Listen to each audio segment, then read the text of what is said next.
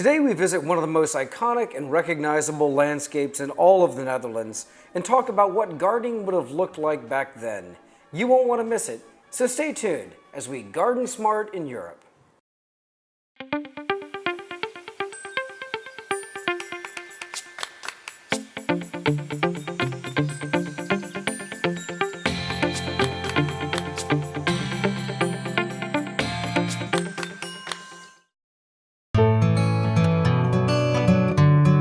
Bring the outdoors into your everyday life.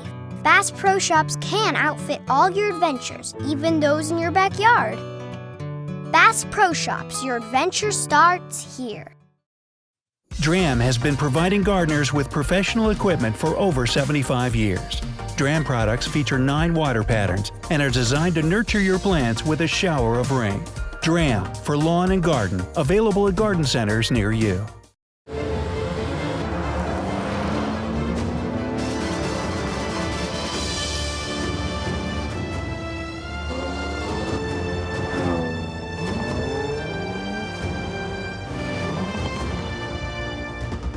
The Jaguar F-Pace.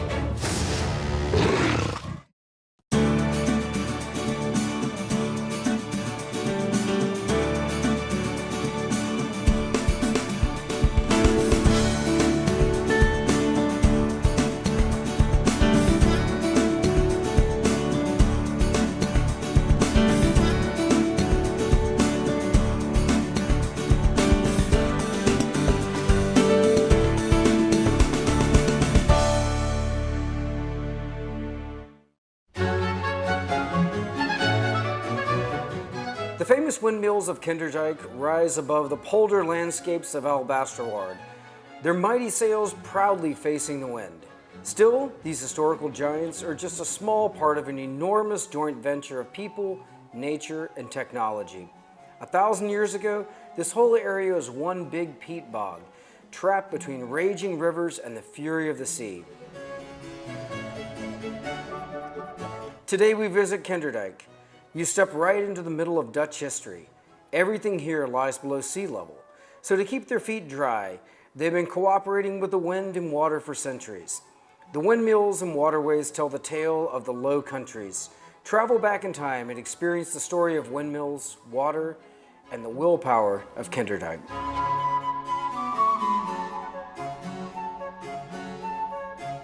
We're joined here today by Johan, who's the director of the World Heritage Foundation for this amazing site. Johan, thanks so much for having us today. Thank you for being here today. Well, tell me a little bit about what you do as the director of the World Heritage Foundation. Well, I'm a director of the foundation, and the foundation has its main purpose is on the one side we preserve this unique UNESCO World Heritage Site.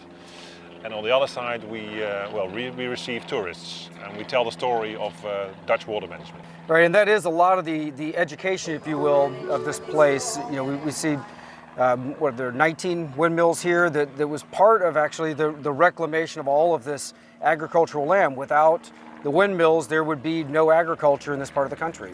Exactly. Without these windmills, without the system we have placed in the Netherlands, 3/4 of the Netherlands would be underwater. And this is really the place in the Netherlands where people can, we can tell them the story of that irrigation system. Right, it's a very intricate system. It's a series of dikes, canals, trenches, and managing certain water levels. As you said, that the lion's share of this country would otherwise be below sea level. And so, yes, the country is effectively tripled or quadrupled in size through this incredible ingenuity. Exactly, yes. And we're able to show people that history right from the beginning. The mill behind you is from around 1500, right up to this day and age, modern technology, which is at the other side of the site. So you can experience the whole history from front to back. Right, and so many of these windmills actually still do operate, which is incredible. They're hundreds of years old. Yes. And it's the role of your team to make sure that they're maintained, make sure they're operational, but also mostly today to educate visitors as to this incredible heritage of water management here in the Netherlands. Yes, the site, and that's why it's a UNESCO site, has not changed since the second part of the 18th century. We also preserve the mills in the old-fashioned way. So that makes it unique. And all the mills here, we have 90 mills, of which 16 still are lived in by families. And all these mills are still working. So that's why it's unique. You know, that's really the reason why it's UNESCO. Johan, I'm so excited to be here today and to learn about this amazing site. Thank you for being with us. Thank you for being here.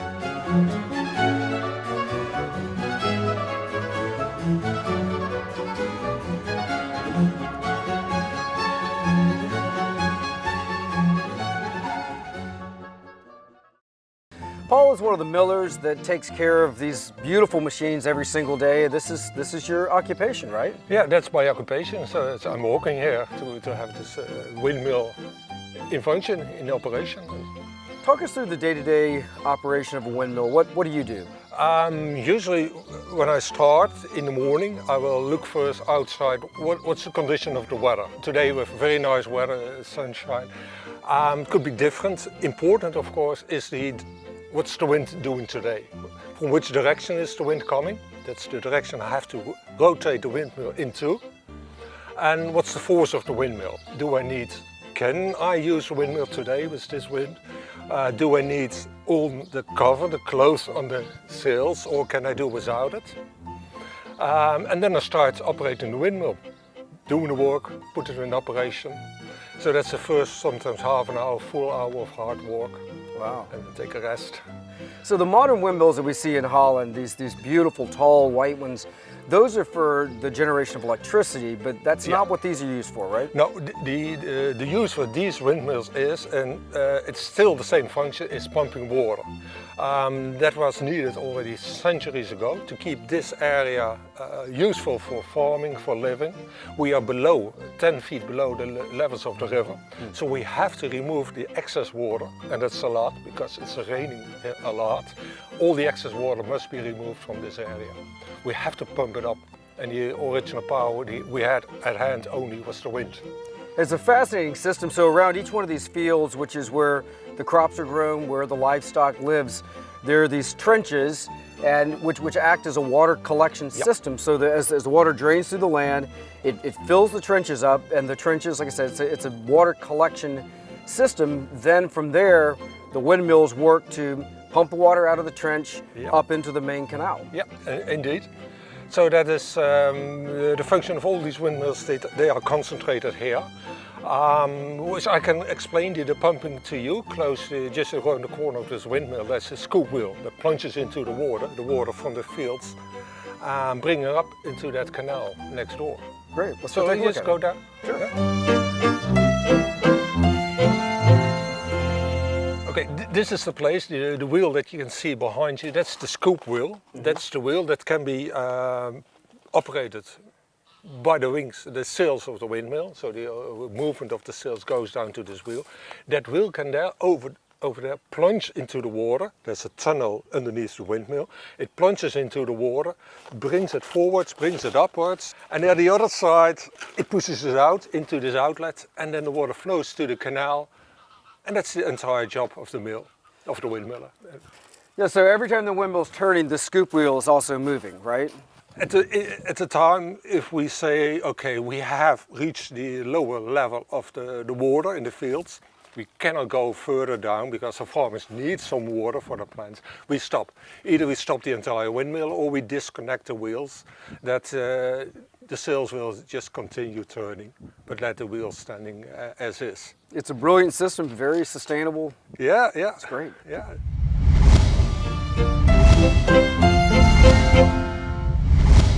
So Paul, how do you go about managing the water levels? I notice you've got a stick here with different gradients on it, and of course some marks there that give you an indication as to I'm assuming the level of the main canal as well as the level in the trench. Yes, indeed. For the miller here, it's very important to look at the lower level. So it should be fixed within a few centimeters, less than 1 inch. It should not go above that or below that. So if you say, oh, okay, we're doing fine today, it's running nicely. If levels have been set, we have to stop the pumping. We can go, let the sails go, but the pumping should be stopped. We are here about 2 meters below sea level. Not very much, but it's low. We are 2 or 3 meters, 10 feet below the river level. It's all indicated with the different colors on this scale. But we look only to the centimeters at the lower level because that's important for us. Right, and the farmer wants a very specific water level as well, right? So that the roots of the crops don't get too wet or they don't get too dry. Yes, that's important for the farmers, but also for the town over there. The houses should be water there, but not too low, too high, because then the foundations will rot or not if you take out the water or bring in too much water. They have good interest in optimal water levels. Right. Despite all the weather changes that you can have here. Okay. Yeah. So I see the red mark up there. I'm assuming that would be a not great situation.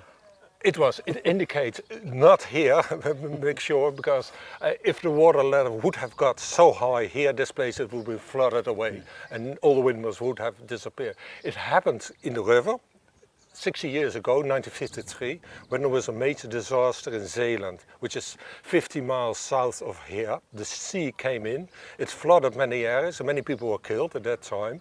It came into the rivers as well from the sea to the red level.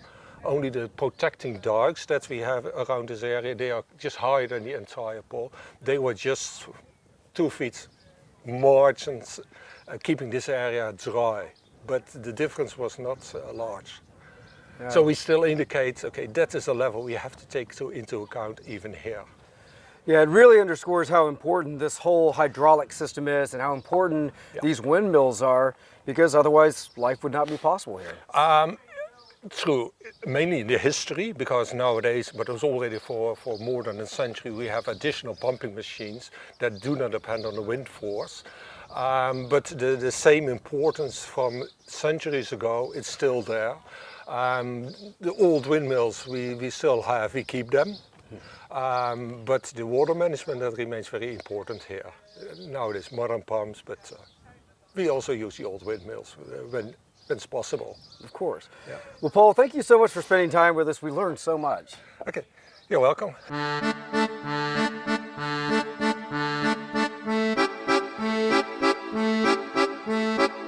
I'm here now with Art, who's a 9th generation miller, and while the mills are not used the same way that they were hundreds of years ago, there are still many responsibilities that you have on a daily basis for the upkeep of these beautiful machines. And we're here at a display garden now that shows us what that life would have been like many years ago. And I'd like for you to talk us through that. Let's start with the home life.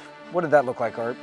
The miller was responsible for his windmill, but because of the job of the mill is done outside, all mills are for pumping water, so space around the wheels inside was for living. There was enough space for a family to live inside. The children slept upstairs. The kitchen was outside, so we have a small building outside was the kitchen. Mother was cooking outside, but there was a stove inside in wintertime used for heating. All people were working outside, had their job outside, children were playing outside, so people came inside for sleeping and eating.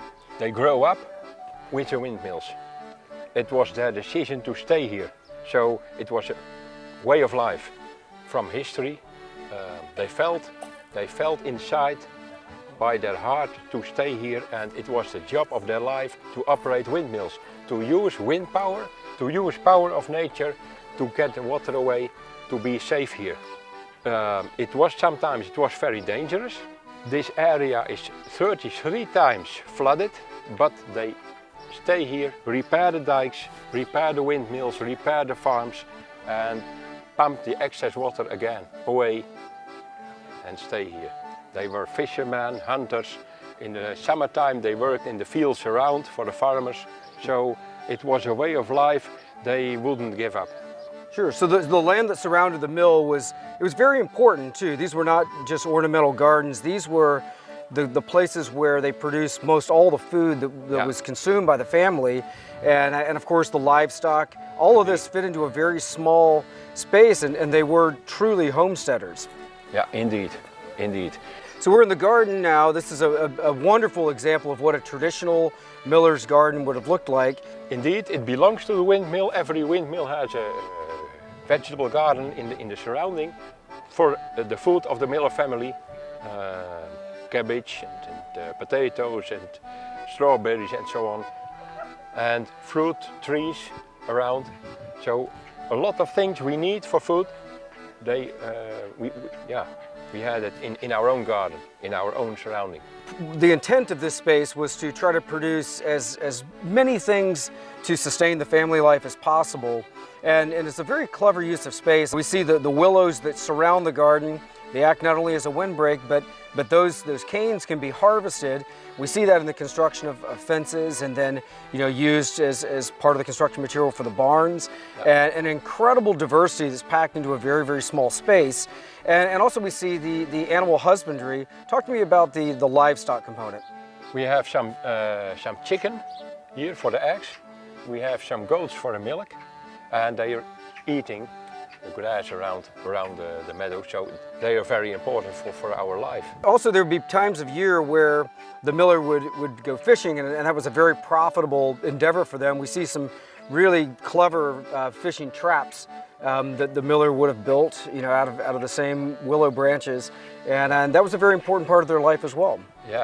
Yeah, but it was a very important way of life, because it happened often that in autumn we catch so much eel that we earned more money with fishing than we earned with operating the windmill. Wow. Every miller was a fisherman. Well, it's a very industrious people. You just see a very clever use of space and just an ingenious way of taking a very small plot of land and getting the most out of it they possibly could. Art, thank you so much for showing this. We really appreciate it. You're welcome.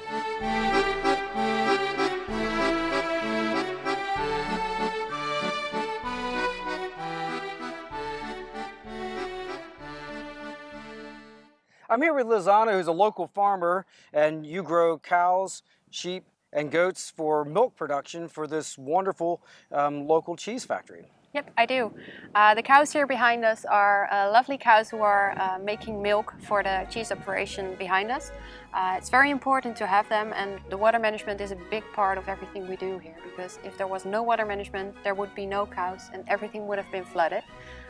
A very important thing is that we would like to have organic cows, because we only produce cheese from organic cows that are kept in local farms here. And with every kind of agriculture in the Netherlands, that water level is so important. If it's too low, then of course everything dries out. You don't have happy grass. Your cows are very sad. If the water level gets too high, then there's not enough air in the soil to have healthy roots, and you have the same problem. The grass dies. Once again, it becomes impossible to actually have happy organic cows. Exactly, that's very important, because we want to have happy cows to have very good cheese. So we have to manage the water level all the time. When it's flooded, they cannot be outside, and that's what they love, because in spring they go outside like dancing, because they're so happy to go outside again. Also, we have to take care of a lot of goose, who you see behind us. They eat all the new grass, so we have to take care of that too, to make sure that the grass is very healthy and good to use for the cows that are living over here. So part of your job is chasing off all the geese? Yeah. That's wonderful. Well, I love artisan cheese, and especially organic cheese that's grown like right here in the shadow of these beautiful windmills. It is. I can't wait to go try some. Let's do so. Thank Great. you. Thanks so much for being with You're us. welcome.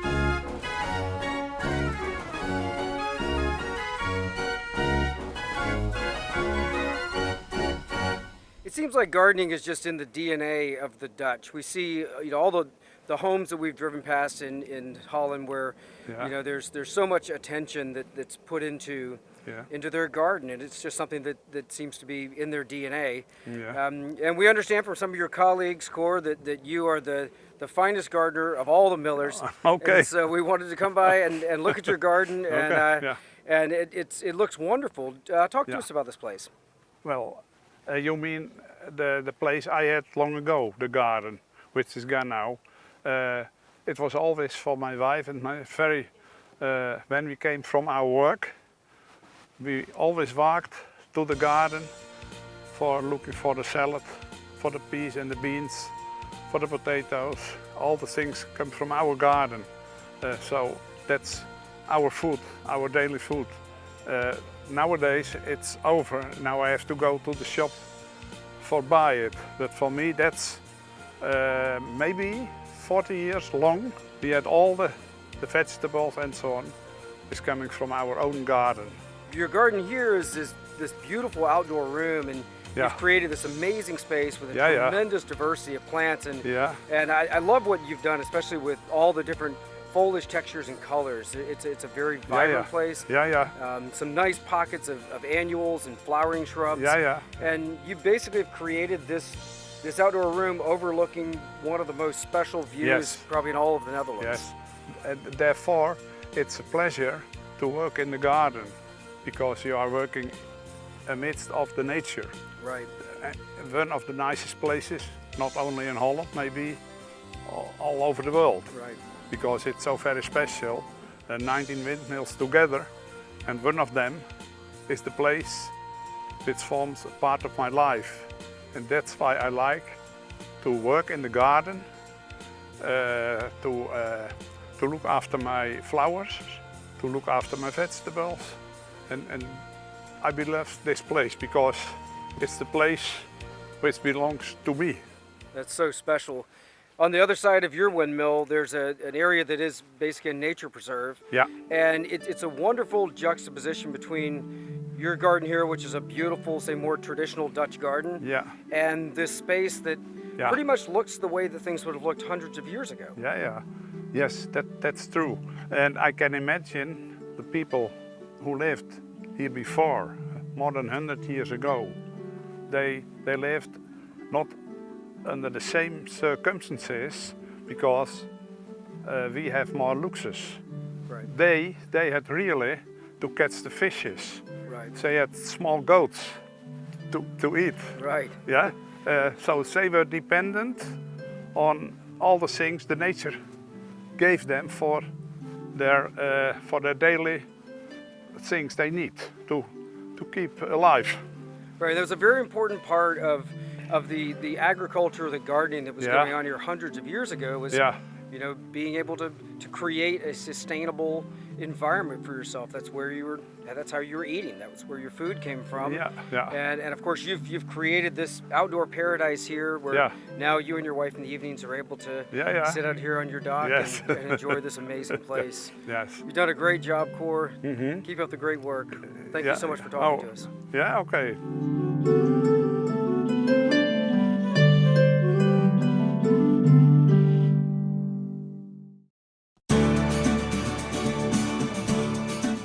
Each week we travel the country north to south, east to west, visiting some of the most exciting gardens, as well as talking to industry horticulturalists about design principles, new plants, and also how you can be most successful with your home gardens. We also love answering your gardening questions, so visit us on the web at GardenSMART.com.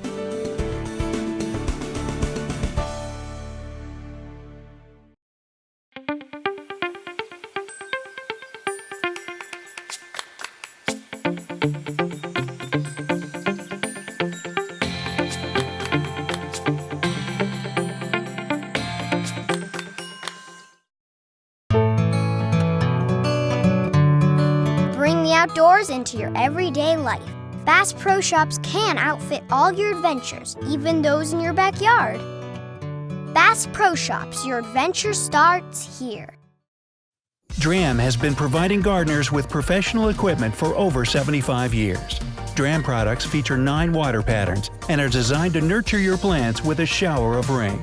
DRAM for lawn and garden, available at garden centers near you.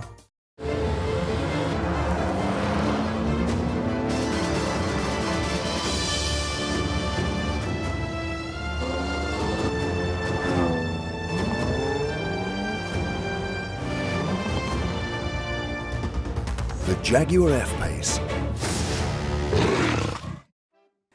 Today we learned a lot about water management and the willpower of the Dutch people to reclaim these lands that would otherwise be uninhabitable.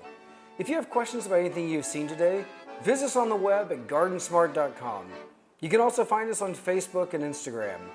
And remember, even if you're a master gardener, there's always more to learn. So join us next week for more great gardening tips and ideas as we garden smart. Ik weet een heel klein plekje grond, daar waar die molen staat. Waar ik mijn allerliefste wond, waarvoor mijn hart slaat. Ik zag hem voor de eerste keer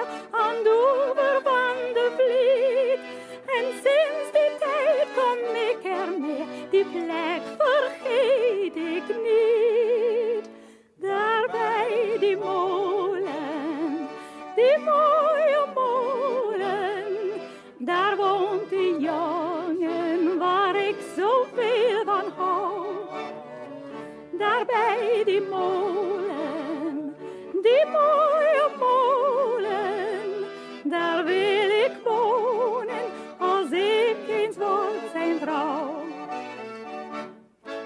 Ik zie de molen al versierd ter eer van het jonge paar. En heel het dorp dat juicht en tiert, ze leven menig jaar. En zie ik trots de molen staan, dan zweer ik in die stond. Nooit ga ik van die plek vandaan, waar ik mijn lief